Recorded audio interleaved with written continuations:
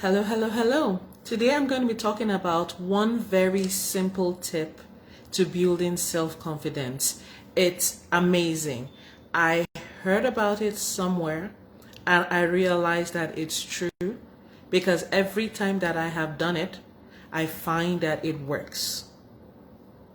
So if you're wanting to build self-confidence for yourself, if you're wanting to increase your self-confidence, let's say you already have some, or if you're like, you know what, this is a tip that will help someone else, remember, tag the person in this video, like, share, follow me for some more great content. Now, I heard this from a wonderful guy that I follow. His name is Ed Milet, and he said something that fastest way to build self-confidence for yourself is to keep the promises that you make to yourself. And I was thinking, but think about it. Fastest way to build confidence, self-confidence, is to keep the promises that you make to yourself. So when you look at it, just examine, think about it for yourself. There's promises that you probably make to yourself that you don't keep. I know I do. So I don't know if the same with you, like regular human being here. So for example, today or on Monday, I decided that I made a promise to myself that every day from Tuesday to Saturday, I would hit the gym. I booked myself in workout classes, which means that I should go to those classes. Today, I found myself rationalizing why I shouldn't go. Go check my stories, you'll see them there.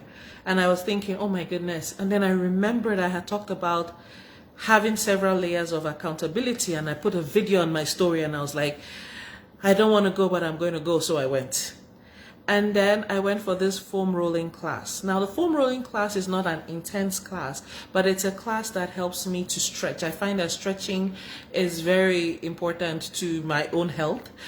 Just making sure that I don't get injured and so on. And so the foam rolling class is like doing intense muscle relaxation, and it's also self-care for me. So I was almost rationalizing it a way that I didn't need it. Like, it's not like it's going to help me like burn calories. It's not like it's going to like help me build muscle, to get toned, whatever. And I was almost telling myself that, you know what? No, I was telling myself that, you know what? I don't need to go. And then I remembered what Ed Milet said. And I was like, this is a promise I made to myself. And I can probably tell myself, you know what? I don't need to go. But I know what happens when that happens. And if you think about it, you know what happens when you don't keep a promise to yourself. First of all, it's like, oh, well, I'm an adult, and therefore, if I make a decision, I can change my mind. Or it could be, you know what, it wasn't that important anyway. If it was very important, I would have done it. Or it could be, I've done it again.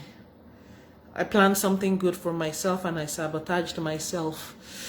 I really don't feel good, and so because I don't feel good, I'm going to engage in some habits that doesn't work very well for me or leads me further down the path of where I don't want to go.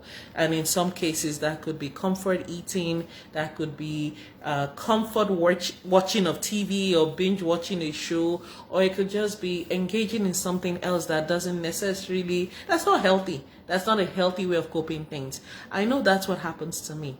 And because I did not want to be disappointed in myself and go through that route of self-pity, throw myself a pity party of how I did not keep a promise to myself, and that pity party will go on in my mind, I decided I would go. I utilized my additional layer of accountability and I went. Now, is a foam rolling class easy? I almost think that a cardio class would be easier than a foam rolling class because it's a lot of grunting, pain, but at the end I felt so much better. But even more than that, I was so happy I kept that promise to myself. How do I feel? I feel good.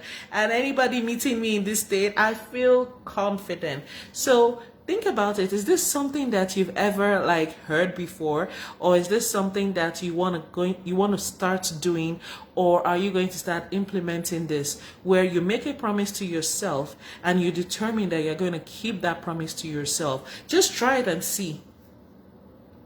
Try it and see.